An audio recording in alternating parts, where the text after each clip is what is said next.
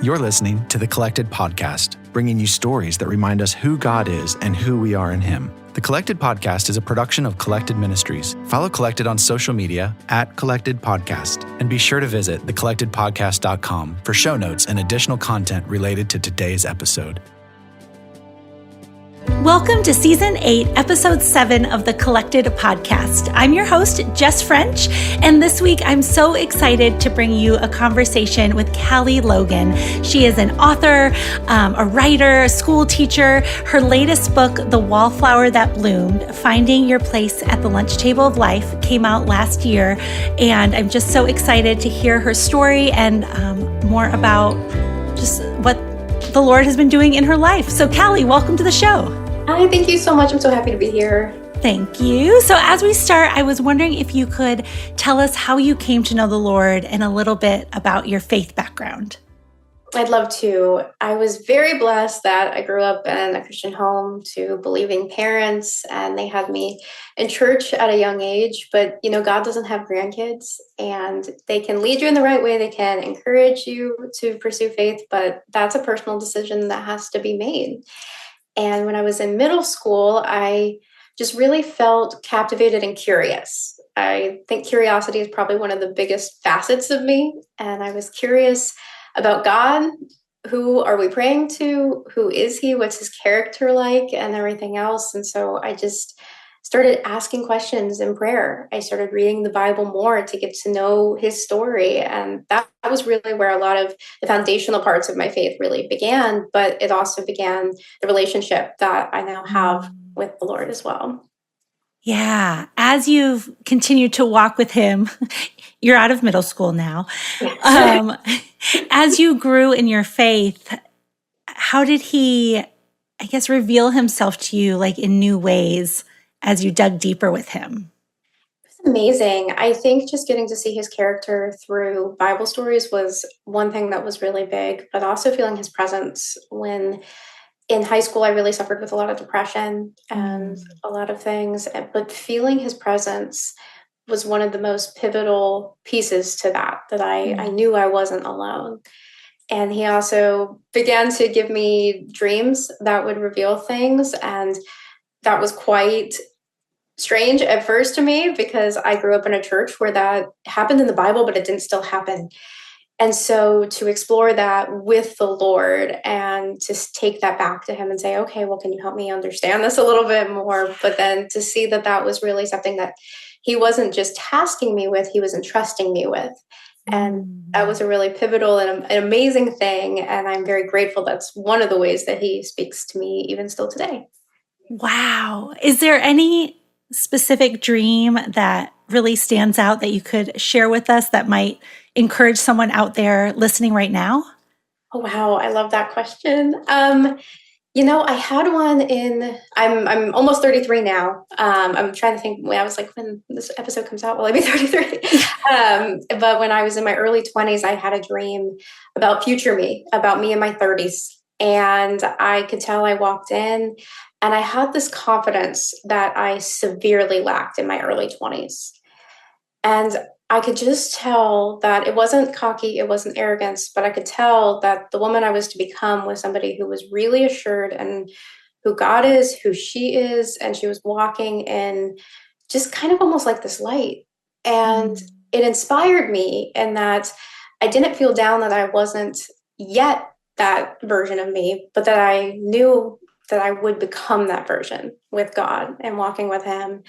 And I think we all have that opportunity. I think that there is, through refinement, through growth, through just letting the Lord lead us through process, we can become a healthier, more vibrant, confident, not hanging our head version of ourselves. And I think I'm still ever becoming that version that I saw in the dream. I don't know if I'm fully there yet, but I'm grateful that I certainly have come a long way than I did in my early 20s. But I don't think that's just for me. I think that's available to anybody who wants to take that path with the Lord and say, Lord, I want to be the best version of me that I can be in you. Wow, that's so powerful and so true. As you went through your 20s, were there any like certain experiences God took you through that you feel like got you closer to that vision he gave you, or things that you, I guess, like had to struggle through or learn with him to build that confidence and become that version of yourself? Totally. I think letting go of certain dreams that I thought were my dreams, that I thought that I wanted, from career paths to friendships to other relationships, things that in my own wisdom, in my own mind, I was like, no, this would be the best for me.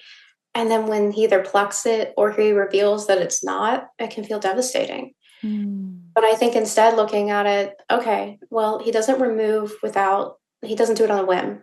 He doesn't remove something without a plan. And so trusting him that, okay, whatever he's going to lead me to next, it's because he knows better and he has better.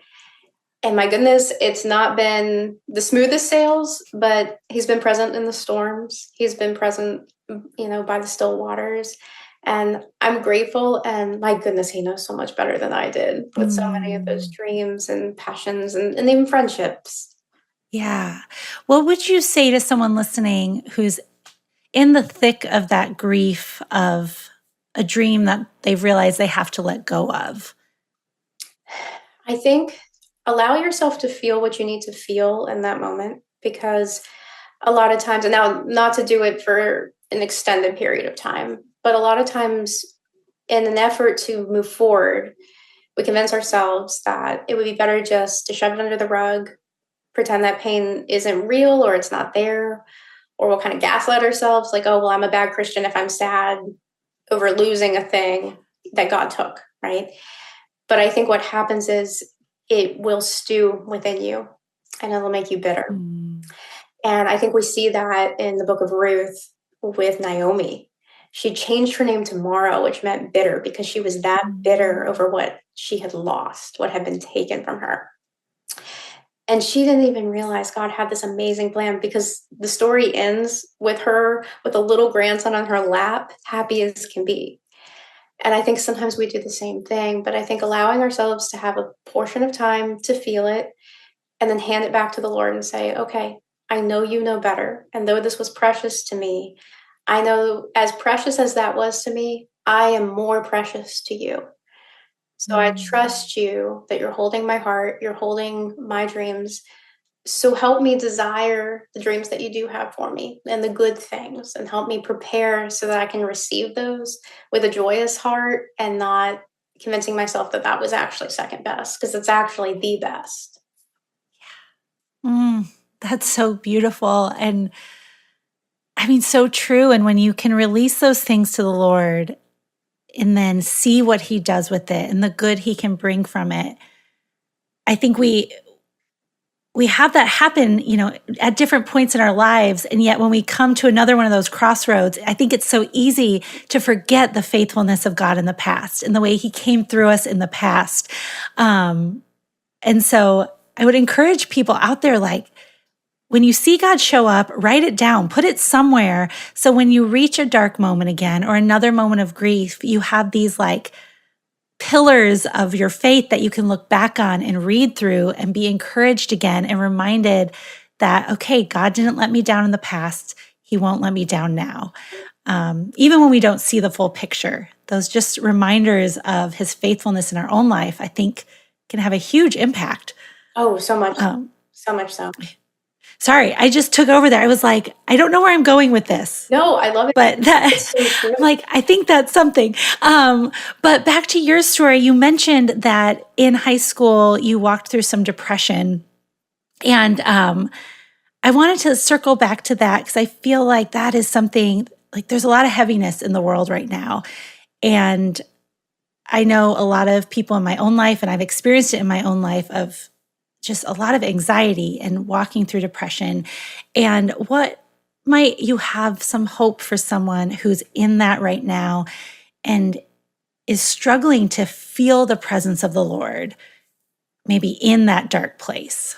Totally. Actually, I think my answer would tie in with what you were saying about remembering the goodness of God in the past. A metaphor he gave me once, it was wild. I was just driving and he gave me this kind of metaphor of a pearl, and how when he is faithful, it's like a precious pearl. And for some people, they will wear pearls on their neck. For others, they keep them in the jewelry box, but they're still precious to them, even if they're keeping them hidden in that box. And I think we need to sometimes pull those out and remember them. I went through this hard thing before, or I went through this struggle, and God was faithful. And so let me remember this precious thing he did. And I think with depression and anxiety, we have all had times where we've gone through it, whether it's something that is chronic or seasonal or whatever it may be. I think there are times where we can draw on that. And if we invite God to do it with us, he might not alleviate it automatically. You might have a peace come, but the thing that's making you depressed or the thing that's making you anxious might not be alleviated automatically, but he will be present with us in that moment. And I think when we draw upon those times where, hey, I didn't even realize God was right there with me that whole time and he was working it out, I think sometimes that can pull us out of present anxiety and depression when we look in the past at, I didn't even realize he had an answer the next day, or I didn't even realize that was just a season. It wasn't my life sentence. And so I think sometimes drawing on the past can actually help us so much in that given moment. Yeah. Yeah, it's so true. Because when you're in the thick of it, it feels like this is my life forever now. This is just where we're going to be. But the truth is that it might not be forever. It most likely is not forever. And so, yeah, keeping that perspective, I think, is really helpful. Yeah, find a box of pearls. Go find the ones that, like, okay, he helped me through this one. I know he's going to help me through the next one. So. Yes. So everybody put on your pearls. Yes. Keep them out. Put them everywhere around you so you can see them and be reminded of them and encouraged by them. That is good. So speaking of like God's faithfulness in our lives, what do you love about the character of God as you've grown with him throughout the years? I think I've touched on it a bit, but I think just his presence. I think in the times that feel, that straight up life is hard and it is difficult. My dad had a massive heart attack 5 years ago in 2020. He had a widowmaker, and they had actually told us, they brought us into the ICU. This was during COVID, mind you. So it was really breaking a lot of protocol to let 3 people come in the back to the ICU. Right next to the COVID unit. And they said that he's going to die. So you need to tell him goodbye. And feeling his presence with us and somehow having this knowing, no, this is not how this ends. As terrifying as it was. And as much as there was still a lot of cleanup on the other side through therapy and things like that, knowing that God was present with us was one of the most present things, I think. And God ended up having a miracle and he lived.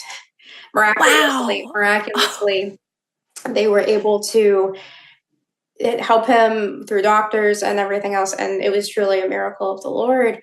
But feeling the Lord's presence was one of the biggest miracles of all, because in that moment, you would think all was lost, all was hopeless. And I think I related so much to Mary and Martha when Jesus shows up and their brother had died in that moment of, God, I know you can, but will you? Right? And just sitting there with bated breath, waiting to see what was going to happen. But I knew either way, he was still good and he was still with me. And I think that's one of my favorite character aspects of him. Yeah, that's so beautiful. And what a powerful story. Wow. I mean, God is still working. Yes. Yep. He is still a God of miracles. Amen. That's amazing. Amen. As you've walked with the Lord, what surprising doors has he opened as you've continued to give him your yes? I think a lot of just the author career in general. I have always been a writer. I kind of had an idea that I would like to write a book, but it took me a lot by surprise because, I mean, by trade, I'm a school teacher. And so really giving him my yes and seeing those doors open. And it wasn't like I knocked and they just opened automatically. I mean, there were a lot of no's before there were yeses, but I think I found the more I surrendered to him and the more I stopped reacting and everything in fear, the more I found confidence to step forward when there were yeses, and the less I self-sabotaged, and the more I saw he's got so much more for me than I would have ever guessed for myself.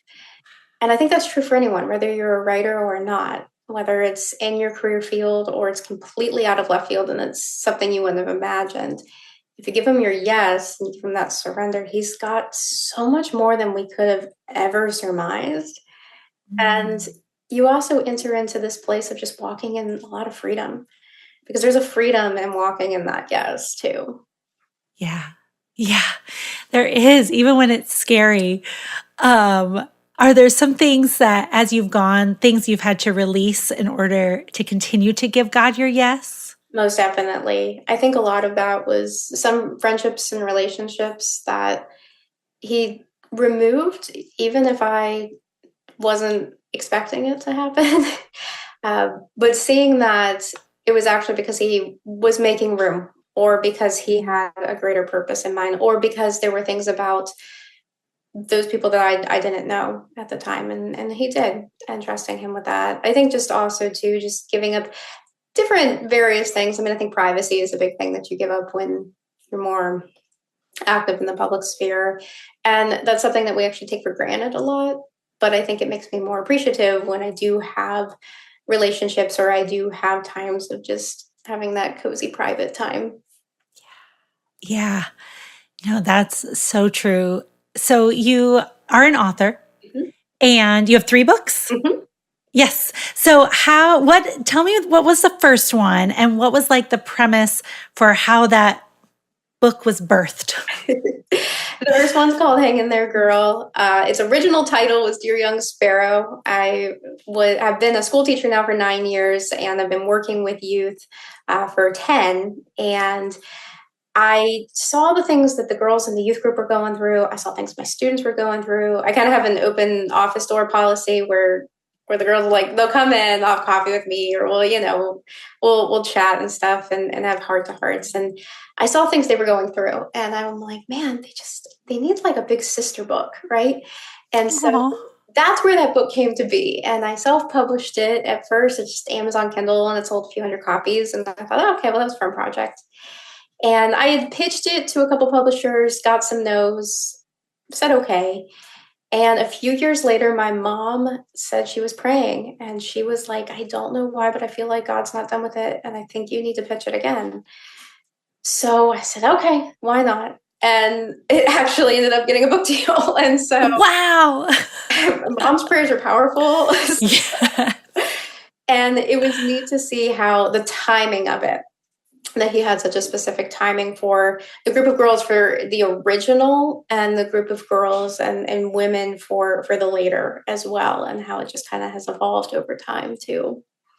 Wow. That's so cool. And such a powerful reminder. I feel like someone out there needs to remember that, like, God sees the full picture and understands the timing. And just because you feel like you're getting a closed door now Mhm. doesn't mean that it's done forever necessarily, or like you just keep being faithful, keep moving forward, and you never know when you'll have that breakthrough. That's right. And if you're a mama and you feel something for your kid in prayer, tell them. It might change Mm. their life. So. Yes. Yeah. Wow. So the first book was published. And then this most recent book that came out last year, The Wallflower That Bloomed. What's the premise of that book? That book is for any and all ages, for guys and gals. And the premise of that book is to encourage practically, tactically, different ways to become the person that God made you to be. Not who society is trying to shape you to be, not who the people at church are like, well, you ought to, not even your friend group, but who does your maker say you are? And how do you get to live in that abundance and freedom of walking confidently, like the dream we talked about? It's kind of a guide. It's a friend guide along the way. And there's a lot of prayer prompts and a lot of just even techniques and things that you can actually implement in your own life. It doesn't have to cost a bunch of money, but it's amazing what it can do for your mental space too. Wow. Can you give us a teaser of a few of those practical, tactical tips? One of my favorite ones is looking at your closet and asking yourself, are these items actually me? Or is it somebody that I'm putting on that's a facade? right? Mm. Am I trying just to look like somebody that I saw on Pinterest, or is this actually indicative and representative of core me? Because that's a lot of what we showcase to others, are how we dress or how we wear our hair and things like that. So it's taking a really hard look and going shopping in your own closet with the Holy Spirit, inviting him in and saying, Lord, if there's anything in here that you're saying no to, then I will do it with you. So it's kind of a Marie Kondo, but with inviting the Holy Spirit technique in. So that's Wow. I mean, I have never considered my fashion. Like, that's really, I'm going to do that. I've never like thought of it that way. And obviously like fashion in a sense of like, I want to be modest and, respectful and, all of that. But in the sense of like my personal style, how even that is like part of my God-given identity and unique to me. And if I'm trying to, commandeer someone else's style, then I'm in some way not living out fully of who I was created to be. Exactly. And I found wearing a garment of praise Never thought of can it. also mean inviting when you go shopping. So if you go shopping at the mall, saying, Lord, if there's anything that you have for me, could you help me find it? And you'll be amazed how sometimes he'll just lead you to a thing. And then whenever you wear it, it literally is a garment of praise because you're thinking about the story that you had with him and you're praising him for it. Thank you, Lord, that I have that experience with you. This is a literal garment of praise that I'm praising you because I feel pretty and happy in it. And I got to do that with you. I got to go shopping with my Heavenly Father. That was so great. So that's really sweet. It's a lot of fun. I really like that. That is awesome. Oh my gosh. Can you give us another one? Well, I was going to say, I also do that when I'm looking for gifts for people. I ask him, what do you have for that person? And I'll go shopping with him for that. And that's even more fun because then you end up on this wild goose chase and then you get to share that with the other person too. So. Wow. I mean, and in that case, I bet God sometimes leads you to things where you're like, this seems random, but I guess they need it. And then you give it to them. And you're like, I didn't, it was him. So, yes. Seasonal mission statement is one of my favorite ones. I notice a lot of people will get real keen, and it's not that it's a bad thing, but at the beginning of the year, they'll grab a word or a phrase or something like that. But instead of looking at it from year to year, because our seasons, we all know, don't always follow the calendar. And so I think having a seasonal mission statement is also a really powerful thing. So if that's a verse that for 3 months, you're just learning that verse and you're reciting it, or you're asking the Lord to reveal things to you in that verse, or maybe it's a Bible story in general, and you're looking at that, the whole of that person and what they went through. I think encompassing that into a seasonal mission statement can really be like a banner that you're carrying through that season, so that you know whether it's really great, it's complex, or whatever it is, you're kind of going back to that. So there's also a look there, less year to year and more season to season. That's good. What is your, if I can ask, what is your seasonal mission statement you're in right now? I've really been contemplating the idea of calling. I went through Galatians and Colossians a lot earlier in the year. And what stood out to me the most was living a life according to the calling that the Lord has called you to, right? And I've been thinking about what is that specifically refined, defined, and where are places that I'm doing that, and where are places that I really need to let go more of fear, that I need to let him have the best and the most of me. Because if I'm holding something back from him, I lose out, but ultimately the kingdom loses out because I'm not living up to that highest potential and calling. So that's been kind of my own personal one I've been working on. Yeah, that's good. How would you kind of define or encompass that concept of calling? I think there are it's very dynamic, right? Because you have a calling maybe in career or ministry that you're called to. And even if you think you're not in ministry, you actually are. Because even working in an office, even working online, you have a sphere of influence. And I talk about that a little bit in the book, but you have a sphere of influence of people you're speaking to, you're speaking into, even the people that live in your house, your family members. And so am I living up to that calling where I'm speaking into them in a certain way? I think there's also roles of calling, whether that's wife or mother or friend, daughter, all these different ones. That's a calling in itself too. And so looking at those things with the Lord and saying, am I appropriately living up to that calling? Or are there places where I may be putting too much in or not enough in? Are there other places? Do you have other fields that I haven't even begun to plant seeds that you want me to as well? Yeah. And I feel like there's someone out there listening who has been kind of wrestling through this and feels like God's leading them to making a pretty significant career change. And that just feels kind of scary. What do you have any word for them right now? I feel more refinement and sanctification, which is refinement in itself. But I think allowing God to have His way, and just knowing that even if you're met with spiritual warfare, or even if you're met with waves that are coming against you, and that, don't take that as an indication not to move forward.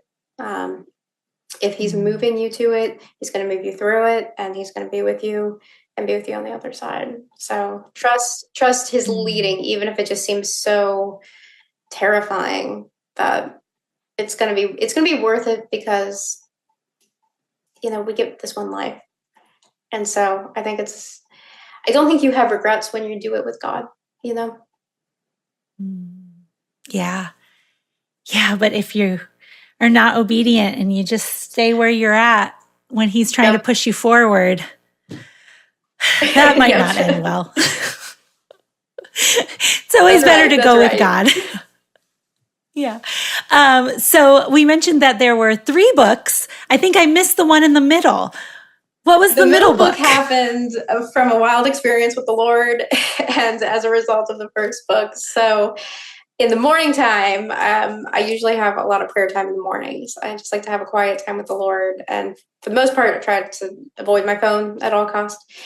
And so I was having coffee one morning, and I just said, Lord, what are you speaking to me this morning? What do you want to say to me? And He said, what would you think of writing a book about your letters? Of course, I knew what that meant. I was like, I don't know about that, Lord. So 24 hours later, literally, and it's only stories God can write. I got an email from my publisher, and they said, well, we were going through, because we were in the edit process. So we were going through the book, and there's this section that you have, it's like a page and a half, about this practice you have about writing your husband these letters that you're going to give him one day. And I was like, yeah. And they were like, well, that's kind of really cool. Would you consider making a sequel book about that? And I'm like, oh my goodness gracious. Exactly what the Lord said yesterday. You're like, all right, Lord, I'm hearing you loud and clear. So I said yes, of course. And that's where the book was birthed from. But what I learned in the process, because in the process, my husband wasn't sent, which you would think would be kind of like, oh, well, that's what I should put my bets on. And that's not what God authored. And that was okay. Because what I learned in the process was more revealing of how we as the church, He's already given us His best spouse through His Son, Jesus Christ. And so what does it look like to become a better bride as the church, as the bride of Christ? And then what does it look like to become a wife ready and prayerful for His Son, whom He has authored for you to be with? And so that's the story and the legacy and the heart of that book. That is really cool. And just again, I mean, so like the Lord to give you the inkling and then just confirm it. He didn't even make you wait long. It was almost 24 hours to the dot. I'm like, okay. So all right, I guess we're doing this. Wow. And just so beautiful how sharing that vulnerable side of you, I'm sure, has reached so many other people and also led you deeper and revealed this new truth that the whole point isn't an earthly husband. The whole point is Jesus every time. Whether I meet my man on this earth, is secondary to getting Right. to know the bridegroom and chasing him with my whole heart. Amen. That's good. That is good. So is there anything new you're working on now that you can share with us? I write for crosswalk.com, so continuing to work for them, and the Rooted Truth, I write for them. And just I've got a few ideas in my heart that I'm pondering and I'm working through with the Lord. It kind of goes in with that whole calling thing too, and just massaging those out and seeing where he might take them. So stay tuned. Yes, we'll have you back on to share about your next book. This went so fast. We are almost out of time. So before you go, what did we miss? What is a final story or word of hope or encouragement or just anything that God might be laying on your heart? I feel like someone needs to know two things. I feel, number one, don't underestimate God and his timing, that he can make things, like they might appear like kind of hopeless, but like just to trust him on timing. And don't worry about like the stopwatch counter going down. And the other thing is I just feel pressing Psalm 27, 11 through 13. I have seen the goodness of the Lord in the land of the living. And in 13, it says to take heart and wait upon the Lord. I wonder if those two go together. But I think just knowing that wait upon the Lord, he is good and faithful to his word, and let him do his thing. Let him finish his work. So that is good. Those verses are a great reminder. I feel like I want to write those on a little note card. They're good ones. They're good. Keep them in my car on my long commute. I need to be meditating on those more. Less news podcasts, more worship. Is what we all need right now. Thank you so much for being on. So much. It was so good. And I will link to all of your books and your website and all the places that people can find you. So listeners, go find Cally and buy her books and support her. She's amazing. Thank you, Cally.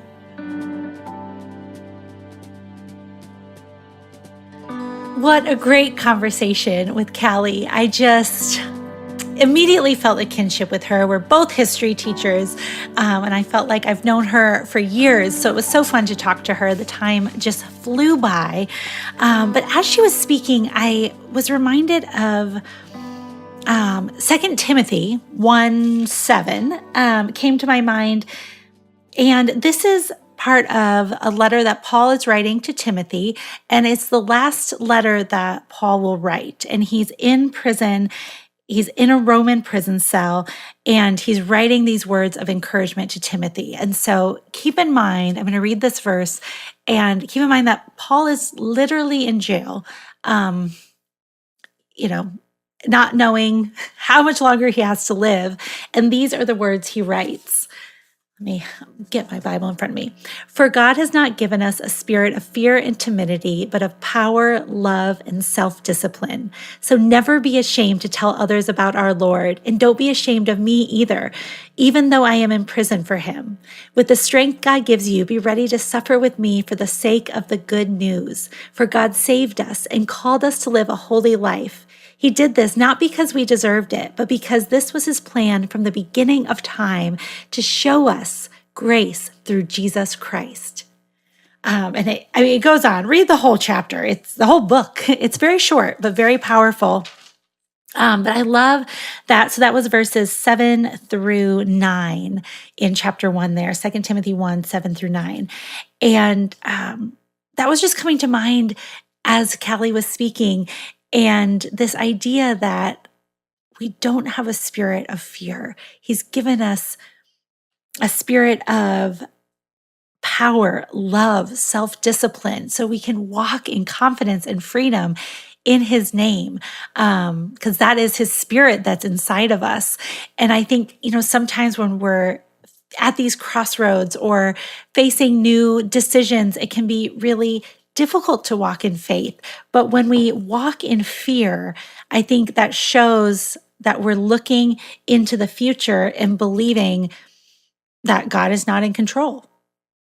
And so that's a good check of like, whoa, what am I not believing about the character of God? What am I not believing about who he says he is and who he says I am and what he can actually do?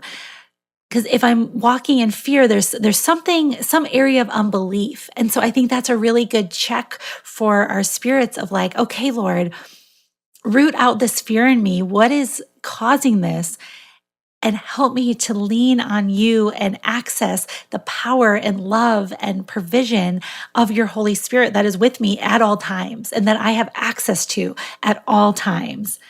And so Pastor Joby Martin says, if fear is looking into the future and believing that God is not in control, then faith is believing that no matter what the circumstance, God is in control and working all things for his good and his glory and for our good. And so I just wanted to leave you with that as we think about this idea of remembering those pearls God has given us and being bold and sharing those to encourage others in their faith.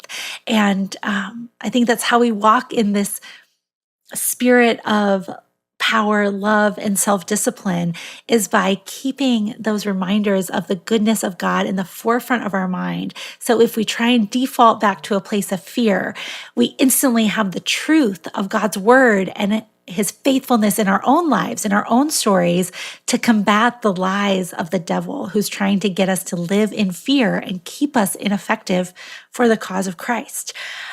So that is what I'm leaving you with today. I hope that you can take some time to remember your own pearls in your life and wear those proudly. And I would challenge you to think of one time that God has been faithful in your life and share it with somebody today, because maybe it's exactly the encouragement that they need right now. So I hope you are having a wonderful week, and we will see you next time on the Collected Podcast. Thank you for listening to the Collected Podcast. Please be sure to subscribe, rate, and review. And if you like what you've heard, we'd love it if you'd help spread the word. Check back here for new episodes dropping every other Thursday. You can follow along on social media at Collected Ministries.